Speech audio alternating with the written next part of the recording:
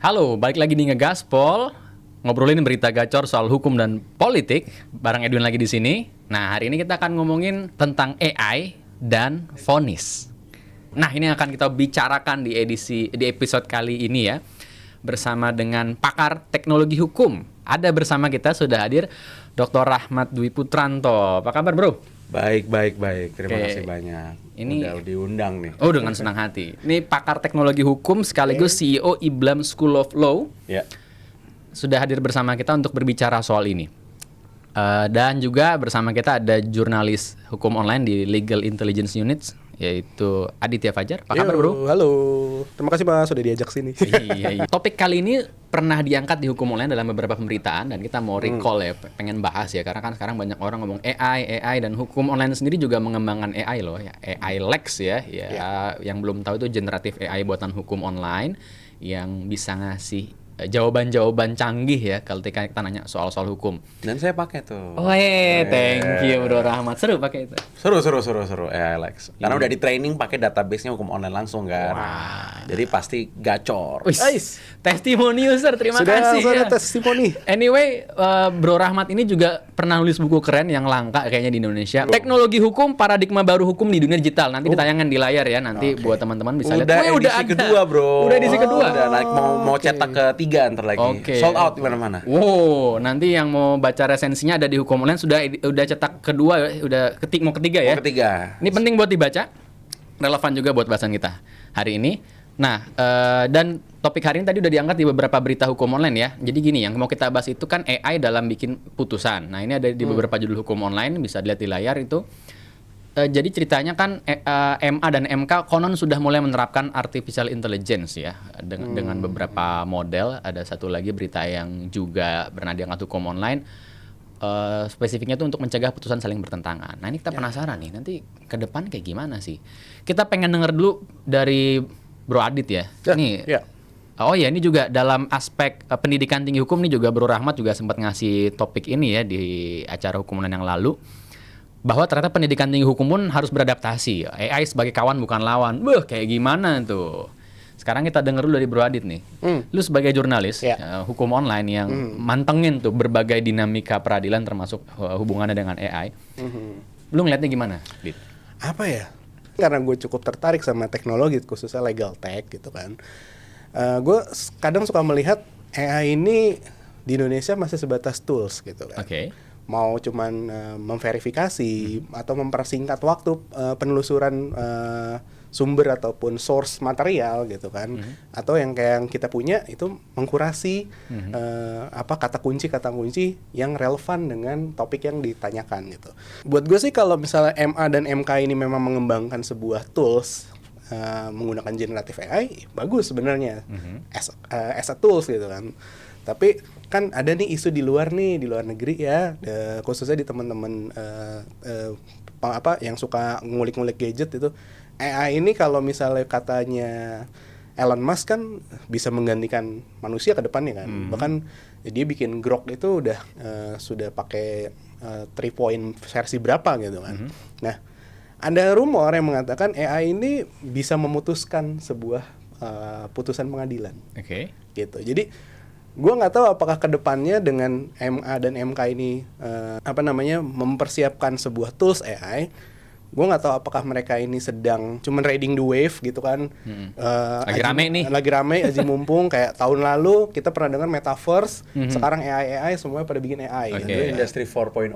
Nah, Industri 4.0 gitu kan. Nah, takutnya kan seperti itu. Karena konsepnya AI sendiri kan yang dipegang sama teman-teman sekarang itu adalah yang bahkan jurnalis pun juga megang itu hal sebagai tools. Kita harus tetap SDM-nya yang dipentingin gitu.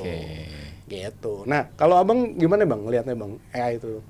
Kalau pandangan gue secara dari pandangan jurnalis lah, sebagai pakar teknologi hukum gimana, Bro? Jadi jawaban pertamanya adalah kita harus melihat teknologi itu sebagai bagian integral daripada sistem hukum itu sendiri. Sesuai dengan buku saya. Wih, teknologi promosi hukum. lagi. Jadi teknologi hukum itu menjabarkan tentang pilar keempat dari pembangunan sistem hukum berbasiskan teorinya Lawrence M. Friedman. Oke. Jadi kita coba rekonstruksi ulang konsep dari Lawrence M. Friedman yang mengatakan sistem hukum itu terdiri dari struktur hukum, substansi hukum, dan juga kultur hukum, budaya hukum. Kita merasa kurang nih, makanya kita rekonstruksi ulang dengan ditambahkan teknologi hukum.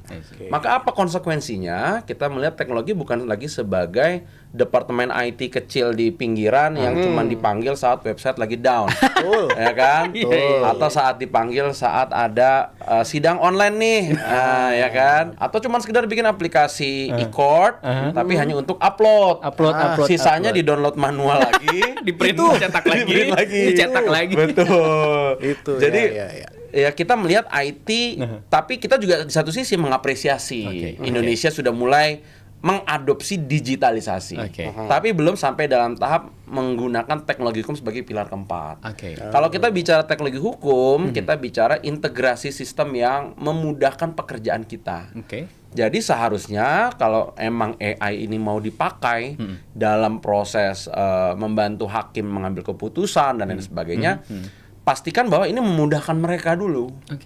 Ya kan, bukan malah nambah step baru yang diala-alakan teknologi yang ujungnya manual juga. Ya kan? Itu yang penyakit yang di Indonesia. Betul, betul. Ya, Nambah ribet jadi ya. nambah ribet, dan itu kadang menjadi pencemaran nama baik terhadap teknologi hukum itu sendiri. Yang disalahin teknologinya. Padahal yang make yang tidak cukup smart. Soalnya sering saya mendengar statement bahwa wah ini teknologi hukum malah bikin ribet gitu. Yang pasti ada tahapan ribetnya. Karena yang namanya kita migrasi digital, migrasi teknologi, pasti ada proses penyesuaian. Tapi kalau itu dikerjakan dengan baik di tahap awal, seperti misalnya penyesuaian database dan lain sebagainya, sisanya akan mudah. Kita lihatlah misalnya perjuangannya almarhum Bang Baim beserta seluruh pendiri hukum online misalnya kan. Bagaimana mereka memulai hukum online dengan nge-scan PDF dulu kan ribet sebenarnya. Padahal zaman dulu sebenarnya kalau ada undang-undang ya tinggal baca selesai gitu loh. Tapi mereka kok memilih ribet dengan scan-scan. Ya itulah tahap awal digitalisasi. Tahap awal teknologi hukum memang itu tahap awalnya. Sekarang kita udah masuk fase itu. Nah, fase sekarang ternyata teknologi semakin cepat. AI yang kita kenal 2-3 tahun lalu dengan hari ini itu udah beda loh, Pak. Cepet bang, 2-3 tahun udah berubah. AI tahun lalu cuman dipakai nanya-nanya tentang siapa kita di online, bener nggak? Kita ingat banget dulu di Instagram orang pada share di stories, dia nanya ke AI profilnya seperti apa. Tapi hari ini udah bikin video orang kejebak di neraka lah, orang nenek-nenek loncat dari helikopter lah. Simulasinya gila banget. Simulasi udah luar biasa, dan itu hanya terjadi dalam waktu 1 tahun 2 tahun. Artinya progres AI yang begitu ekstrim ke tingkat advance-nya itu jauh lebih cepat daripada sejak adanya kemajuan awal teknologi industri 4.0. Dengan sekarang hari ini loncatannya udah luar biasa. Bahkan di HP kita semua udah ada Gemini yang built-in lah. Kalau yang pakai Android ya kan, yang Apple juga udah ada, lebih canggih walaupun masih agak ketinggalan ya saya lihat. Berbayar. Awalnya tercengang dengan ChatGPT ya. Betul. Tiba-tiba ChatGPT udah hampir nggak kedengeran sekarang nih. Walaupun tetap dipakai. Kalau saya sendiri Gemini sama ChatGPT, hanya beda fungsi. Saya banyak ChatGPT untuk yang hal-hal yang kreatif, Gemini untuk yang research, karena basis Google-nya kan dia sangat bagus ya. Lebih banyak kan. Dan dia ada fitur deep research loh, Pak. Deep research ya. Deep research yang mana mereka memfilter website-website dan jurnal yang emang valid untuk dikaji menjadi suatu riset yang sistematis lalu diberikan kepada kita. Jadi benar-benar nggak butuh junior lawyer, Pak. Waduh, bahaya kan ini. Law firm nih ya bisa akan mengkat. Memang sesuai prediksi saya ke depan itu law firm bentuknya akan segitiga kebalik. Yang di bawah yang paling sedikit itu adalah junior lawyer. Sisanya dibantu AI, tengahnya harus agak banyak karena sebagai project management ke klien. Partnernya harus paling banyak karena untuk nyari kerjaan. Karena AI belum bisa closing kerjaan. Bener. AI belum bisa closing. Jadi yang paling penting ke depan itu adalah cari cuan, cari kliennya. Artinya maksudnya kerjaan yang sifatnya humanis itu tetap belum bisa diganti. Dan ini menurut saya akan panjang akan panjang. Khususnya apalagi di Indonesia ya. Jadi kalau kita kembali lagi tadi AI mau dipakai sampai mana, ya kita saat ini akan jadi tools, tetap akan jadi tools. Tapi kita ingin taruh menjadi mindset dan suatu paradigma baru. Menariknya berarti kalau gitu pendapat lu relevan ya AI dipakai untuk peradilan juga ya? Sangat relevan dan bukan hanya peradilan, Pak. Para advokat, notaris, paralegal, itu semua akan membutuhkan AI. Gitu. Mau tidak mau berarti. Mau tidak mau. Makanya sekarang pun saya dengan tim saya sedang mendevelop suatu aplikasi AI. Wow, lo lagi bikin project soal ini. Bikin project. Jadi topiknya ini pas banget gitu, Pak. Ya. Udah jadi belum? Lagi ongoing. Lagi kita didik lah ya. Lagi kita didik. Intinya akan membantu para lawyer untuk menganalisa sebuah kasus menggunakan AI terkait nanti hasil akhirnya tuh apa kira-kira. Jadi kita itu bisa nyusun strategi lebih efisien. Misal Pak Edwin datang cerita, punya kasus begini-begini. Terus saya upload tuh rincian case-nya kan ke aplikasi. Kita misalnya masuk ke aplikasi itu. Lalu orang akan melihat, oh ini kasusnya kayak chance-nya kalah nih. Oh gitu, bahkan bisa memprediksi ini kayaknya bakal kalah. Ada prediction-nya. Gitu. Memang itu goals-nya. Dengan simulasi informasi data-data ini. Dengan facts yang kita kumpulkan dari klien. Lalu dengan regulasi yang emang udah ada database-nya. Misal kayak ILEX sudah ada, kan bisa kita didik kan itu. Lalu dia akan kaji tuh, kayaknya nih kayak lo kalah deh, ya kan? Kalau lo kalah, ya lo jangan hajar di litigasinya. Mainlah di non-lit lebih maksimal. Sehingga apa? Law firm akan lebih efisien dan klien akan lebih aware gitu loh. Itu juga nggak cukup cuman dipakai buat lawyer doang sih, itu bisa jadi buat kasus buat penegak hukum juga bisa langsung bisa karena kan predik kan. AI sendiri juga kata dasarnya adalah bisa memprediksi kan. Dia bisa mengandaikan atau mengsimulasikan. Jadi jaksa nanti jaksa termasuk hakim ya bisa punya data simulasi masing-masing arahnya kemana. Betul. Makanya kalau topik hari ini apakah AI bisa bantu hakim? Ya sangat bisa membantu hakim. Bisa. Bahkan bukan hanya hakim gitu loh. Seluruh aparat penegak hukum. Seluruh aparat penegak hukum hukum gitu. Jadi kita pun bisa memprediksi alur perkara ini kalau dijalankan dengan prosedural ke arah mana nih? Bahkan kita akan nanti kaji itu sampai profil hakimnya. Profil hakim? Jadi kita akan melihat misalnya kasus ini ketemu dengan Bapak Artijo Alkosar. Wah, ini kansnya menang apa kalah? Dengan kasus yang serupa. Ada track record. Itu kan akan dibaca. Oh, dia membaca ini Hakim Artijo misalnya sudah almarhum ya kawan-kawan ya. Sudah di surga mudah-mudahan. Jadi bisa di-track kalau tren putusan sama Bapak Artijo ini gini nih jalan perkaranya. Kecenderungan perkara yang di tangan dia begini. Itu akan baca seperti itu. Karena ada track record putusan-putusan dia kan. Menarik. Yang dididik di AI-nya. Sehingga ketika muncul kasus yang ada variabelnya mirip-mirip, dia akan kasih prediction. Sekian persen. Ini kayak kemarin lah misalnya Prof. Wamen Stella ya kan kasih prediksi 40% Indonesia lolos segala itu kan ada ilmunya, ada ilmu probabilitasnya. Ternyata benar. Iya kan? Maksud saya itu emang ada science-nya. Jadi science based sebenarnya termasuk probabilitas ketika kita menang atau kalah terhadap suatu kasus.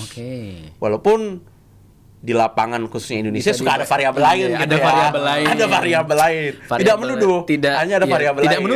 Tidak menuduh. Tapi fakta ceritanya banyak. Dan kadang mungkin kebingungan. Kok bisa kalah gitu ya? Kok begini? Kalau udah gitu kita mesti cek variabel lainnya seberapa gede. Betul. Mungkin nanti bisa juga lihat jaksanya siapa. Polisi yang nanganin awalnya siapa. Mungkin bisa sampai ke sana gitu loh. Sekali. Berarti pertanyaan mendasar di kemudian hari nih Bang, AI itu jadi subjek atau objek? Nah, ini pertanyaan yang menarik ya. Kalau kan tadi Bang ngejelasin dia bisa memprediksi, punya potensial, terus bisa ada probabilitas gitu kan, bisa profiling gitu kan. Berarti next kemudian hari ketika ada suatu persidangan yang notabene kita nyebut 70-30. Human-nya ada, 70%-nya udah teknologi gitu di kemudian hari kan, keren kan. Dia akan menjadi subjek atau objek, Bang?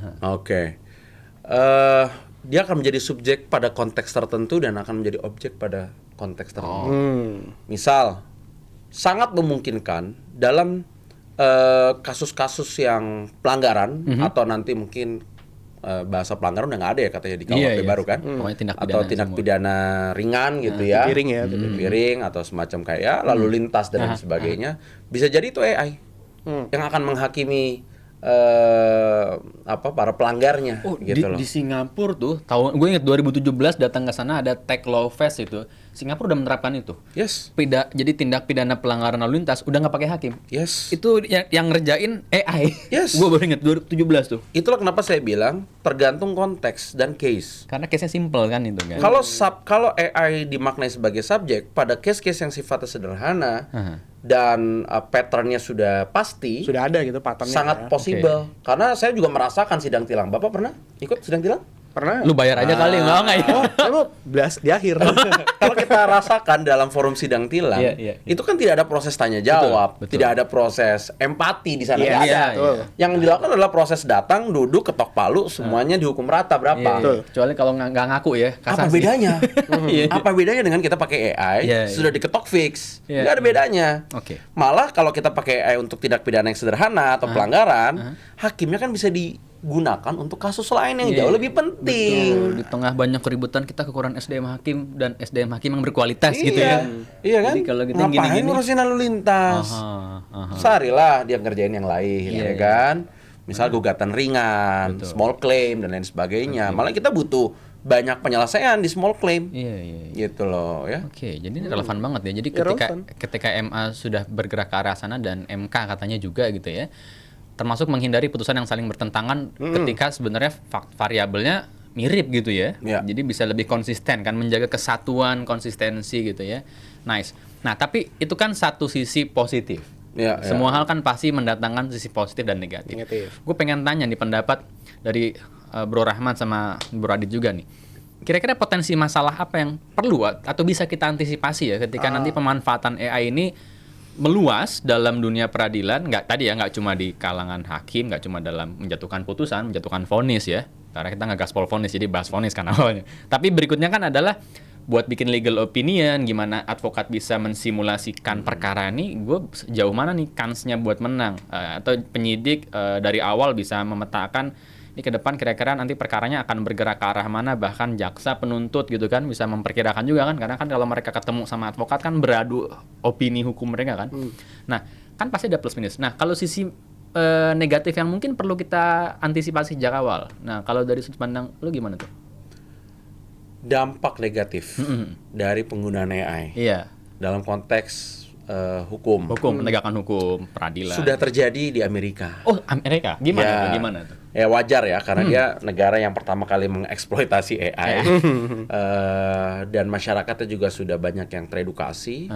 Tapi di negara maju seperti itu pun sudah terjadi dampak negatifnya. Salah satunya misalnya ada seorang lawyer yang dia bikin gugatan pakai AI, terus muncullah kasus yang dikarang-karang. Oh iya, gue pernah dengar tuh. Oleh si AI-nya, gitu kan, sehingga ketahuan oleh pihak counterpart bahwa tuh kasus nggak ada, itu dikarang-karang. Nah, kok bisa sampai kayak gitu ya? Karena AI-nya belajar. AI-nya belajar, dia udah tahu profil kita seperti apa, dia pengennya kita gimana, dan mungkin ada prompt dari si lawyer-nya yang tolong cariin kasus yang mendukung argumen ini dan itu ya kan, akhirnya dimunculkan. Si lawyernya nggak baca lagi di ujungnya. Karena dia sudah menerima AI sebagai suatu kebenaran absolut. Itu challenge-nya. Itu yang tadi gue bilang juga kan, subjek apa objek nih dia. Ketika AI dianggap sebagai kebenaran absolut, maka dia sah menjadi subjek. Maka tadi kenapa saya bilang bisa menjadi subjek di konteks tertentu, ketika memang kebenaran absolutnya lebih mudah diraih. Dalam konteks pelanggaran lalu lintas ya benar-benar simpel. Tidak ada variabel apapun gitu di sana. Tapi ketika dalam konteks kasus pidana korupsi misalnya, pencucian uang yang banyak, mungkin kita akan kesulitan kalau menjadikan AI sebagai subjek. Gitu. Nah, itu jadi tantangan pertama atau masalah pertama menurut saya, jangan jadikan AI itu sebagai kebenaran absolut. Kita nggak bisa rely sama AI 100%. Nggak dijadiin satu one and the only one. Yes, gitu. nggak boleh. Jadi apapun ya. Oleh karena itu harus diedukasi. Kita dengan kita mengetahui bahwa AI itu tidak 100% reliable, maka kita juga harus mengasih tahu kepada para penggunanya untuk gimana cara mengutilize AI dengan baik. Jangan malah ditutup, ditakut-takutin, kita menghindar. Ini tuh kayak kalkulator. Kalkulator, bener tuh. Saya menganalogikan AI ini kayak kalkulator. Menarik. Bodoh kalau kita nggak pakai kalkulator. Betul, lebih cepat. Iya kan? Lebih cepat. Tapi juga kita nggak bisa hidup hanya bergantung pada si kalkulatornya. Iya. Karena kan nggak setiap waktu kita bersama kalkulator kita. Betul. Misalnya lagi ngobrol gini, kalau saya hanya ngandelin kalkulator, saya mau ngomong apa? Iya, buka kalkulator dulu bentar nih. Iya kan? Iya. Tetap kalkulator engine-nya harus ada di otak kita. Sehingga pemahaman konteks, pemahaman logik itu tetap harus dimiliki oleh lawyers. Makanya challenge kedua adalah di SDM-nya, Pak. SDM. Hardware-nya. Kita harus bisa mencetak generasi yang knowing the tools and understanding the context. Oke, nice. Knowing the tools and understanding the context ya. Jadi jangan cuman kita dapat tembakan yang canggih, tapi kita nggak tahu mau nembak kemana. Karena kita nggak tahu kenapa kita harus nembak. Ditembaknya kenapa harus ke situ? Iya. We always asking for why. Ya. Tapi kalau kita udah tahu why-nya, dikasih tools mau kemana aja kita siap. Oke. Makanya ini juga PR bagi seluruh perguruan tinggi hukum yang ada di Indonesia dan juga bahkan dunia. Karena ini fenomena udah fenomena global. Iya. Makanya, bikin skripsi aja udah bisa pakai AI full. Makanya kalau dibilang saya kan gabung di Asosiasi Perguruan Tinggi Hukum seluruh dunia. Mulai dari conference di Berkeley, conference di Lausanne kemarin Swiss, nanti di Thailand, itu semua ngebahas tentang AI di pendidikan tinggi hukum. Dan juga masa depan pendidikan hukum itu ke depan seperti apa? And I'll be speaking there in the next conference at Chulalongkorn. Bulan apa? Tahun ini. Bulan? Tahun ini bulannya saya lupa. Tahun ini pokoknya lah ya. Pokoknya tahun ini. Menarik. Dapat invitation. Iya, nanti kita liput. boleh lah. Tapi menarik Tapi karena ke Thailandnya bayar sendiri ya? Oh iya. Kan bisa Zoom. Oke, tapi penting poin tadi ya, SDM ya. Karena SDM, dan kalau ngomongin SDM ini kampus hukum ya, nanti yang bertanggung jawab. Karena kan kalau ngomongin hakim-hakim masa depan, lawyer masa depan, ini kan dicetak oleh kampus-kampus hukum yang harus mempersiapkan menghadapi masa depan ya. Oke, jadi kita bilang AI tadi relevan, tapi jangan menggantungkan sepenuhnya, menganggap AI akan menyelesaikan semua urusan gitu ya. Dan tetap akhirnya SDM kita, SDM lawyers kita, SDM hakim kita yang juga mesti upgrade ya tadi ya. Oke. Dan ngomongin potensi masalah menarik tadi. Ada potensi masalah terdekat itu yang udah terjadi di Indonesia bahkan. Oke, ini sih gimana tuh? Etle. Oh, ini Ambulans masuk jalur busway. Padahal kan itu ya penting lah ya, darurat gitu kan, kedaruratan. Tapi hampir semua putusannya adalah semuanya kena tilang. Karena Etle nggak bisa baca situasi kedaruratan itu ya. Betul. Bahwa ambulans ini buat yang lupa Etle ntar bisa dicek di internet ya. Etle kepanjangan apa, intinya tuh yang mantau ini kan ada pelanggaran lalu lintas ya. Nah, itu kan dari tadi yang sempat dibahas sama Abang tadi kan, ya itu tadi sudah ada sebenarnya di Indonesia, udah terjadi. Etle itu sudah menggunakan analogika algoritma simple gitu untuk menegakkan ini melanggar.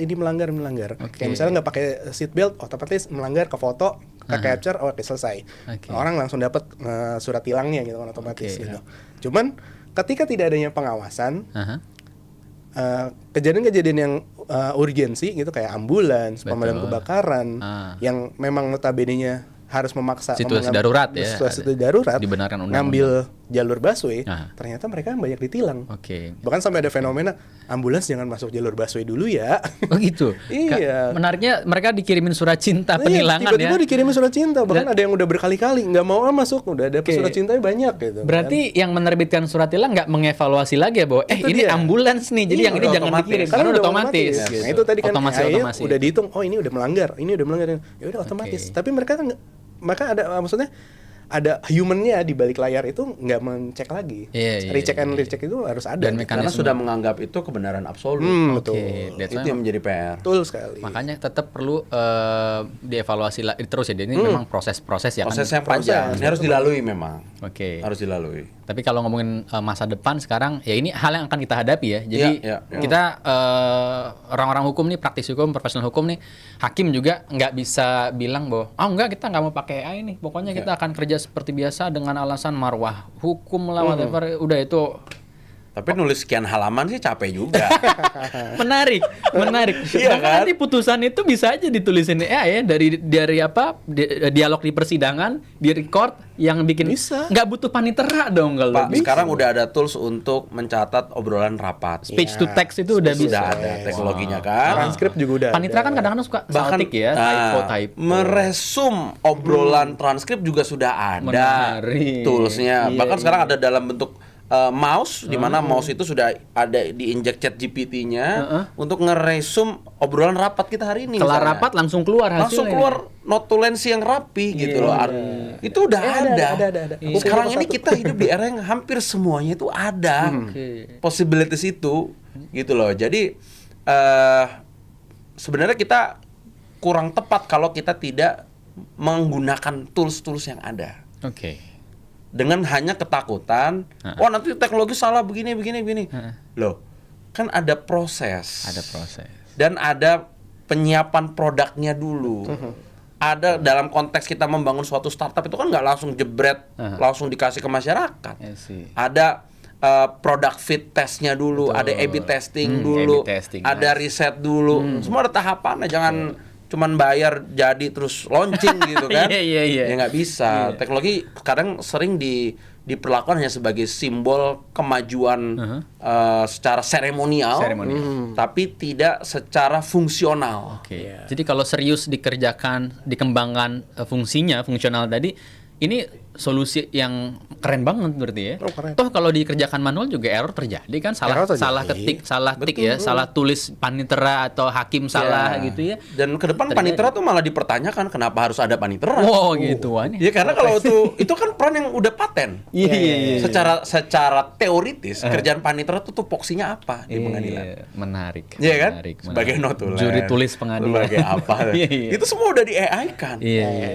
Gitu loh. Dan ini mungkin bisa jadi solusi ya ketika ada banyak bocor-bocor di pengadilan dari berbagai profesi kita nggak nuduh ya, tapi memang itu kenyataan. Dengan teknologi mungkin ini meminimalkan interaksi-interaksi yang memunculkan peluang kerap di pengadilan ya. Betul. Seru. Oke, jadi kesimpulan kita nih kalau ngomongin AI berarti di pengadilan bahkan dalam praktek penegakan hukum relevan banget nih ya. Sangat relevan, tapi challenge-nya tetap masih banyak. Dan inilah gede banget. Apalagi seputar empati, rasa, kan ketakutan kalau AI dipakai oleh hakim bagaimana tentang rasa ya, karena justice itu kan tentang rasa. Tentang hati. Gak cuma logik ya, gak cuma silogisme. Gak cuma logik. Premis A, premis B, maka C. Ada juga aspek humanis yang harus masuk di situ. Atau kalau bahasa anak-anak IT adalah ada question on X-nya. Nah, tapi kadang-kadang sisi kemanusiaan itu juga yang membuat penegakan hukum jadi bermasalah. Iya. Jadi perlu manusiawi yang lain gitu ya. Ada faktor menarik gitu ya, yang akhirnya membuat putusan itu bermasalah gitu ya. Kan misalnya ada faktor X lah. Keluarga butuh apa di rumah kan manusiawi. Tergoda lah hakim. Misal istrinya ingin Hermes kan manusiawi gitu. Hermes perlu Hermes, perlu Chanel. Anaknya mau sekolah di Amerika butuh dana, manusiawi hal-hal seperti itu. Disinilah ya semua aspek itu. Rasa kalau kita lihat teknologi ini pisau bermata dua ya, bisa gini, bisa begitu. Sama rasa manusiawi juga bisa bermata dua. Antara mendorong pada putusan yang baik gitu ya, yang mengakomodasi rasa keadilan masyarakat atau mengakomodasi keinginan pribadi dari pembuat putusan. Kan kita banyak lihat kasus ada seorang hakim menyimpan dana di rumahnya sampai 980 miliar. Waktu ketangkap udah mantan. Masih yang 20 miliarnya udah dibagi-bagi soalnya. Jadi harusnya 1.000. Gue no comment. Soalnya di kemarin di sidang bilangnya saya hilaf. Gitu ya. Iya betul juga. Kan sisi manusiawi kan. Saya manusiawi. Hilaf itu kan manusiawi. Sisi manusiawi. Semua manusia bisa hilaf ya. Jadi kalau teknologi hilaf ya maafkan saja gitu. Bedanya lah teknologi kadang tidak hilaf. Tidak hilaf. Belum terdidik aja ya. Belum. Bodoh tapi aja. Kalau teknologi sampai melakukan suatu kejahatan, kita lihat siapa kreatornya. Itu lebih bisa di-track ya, karena teknologi. Siapa kreatornya? Karena teknologi itu tidak punya kompas moral. Yang punya kompas moral adalah kreatornya. Siapa yang membuat dan menggunakan. Contoh misalnya kita lihat bagaimana nuansa Twitter dengan nuansa X hari ini. Betul. Di bawah Elon Musk dan di bawah siapa kemarin? Pendiri sebelumnya ya kan? Pendiri Twitter sebelumnya dengan Elon Musk. Kita lihat nuansa yang dirasakan oleh pengguna apa hari ini. Karena kan ada visi dan misi tertentu. Berbeda. Makanya pada rame-rame pindah ke Thread gitu ya. Punyanya Instagram Meta gitu. Karena sekarang X sudah berubah rasa gitu. Ya sudahlah, itu urusan mereka. Tapi balik lagi ya, emang nih hal yang tidak bisa kita hindari, percakapan ini memang harus disiapin ya. Jadi AI itu kawan bukan lawan, dan dalam peradilan tadi ya, dari percakapan ini, dari obrolan episode ini kita bisa lihat bahwa apa yang sudah MA dan MK katakanlah kembangkan itu oke. Tinggal kita beneran serius mendukung ini bukan cuma seremonial tadi Bro Rahmat ya, tapi fungsional. Bener nggak sih pengembangan lu tuh untuk jadi opsi solusi di dalam menjatuhkan putusan lebih baik ya, peradilan yang lebih bagus gitu ya, lebih bersih gitu ya, dan tetap balik lagi SDM ya, artinya kalau ngomongin dipakai di pengadilan, ini tetap hakim-hakim mesti dididik lebih bagus, direkrut lebih bagus lagi, didukung lah ya hal-hal yang membantu faktor manusiawinya. Kalau emang menjadikan ini sebagai tools yang memang mempermudah semuanya, ya seenggaknya jangan sampai seremonial yang pakai nempel-nempel di TV lagi lah. Ini bisa ditempel nggak? Iya. Ya itu aja sih kalau gue. Gue no comment soal itu kata-kata Adit. Oke lah. Thank you banget Bro Rahmat, Bro Adit ya udah ngobrol di episode ini, seru banget. Jangan lupa like, comment, dan share video ini ya. Jangan lupa juga tonton episode Ngegaspol sebelumnya. Sampai jumpa di episode berikutnya. Masih di Ngegaspol Vonis. Bye-bye. Ya.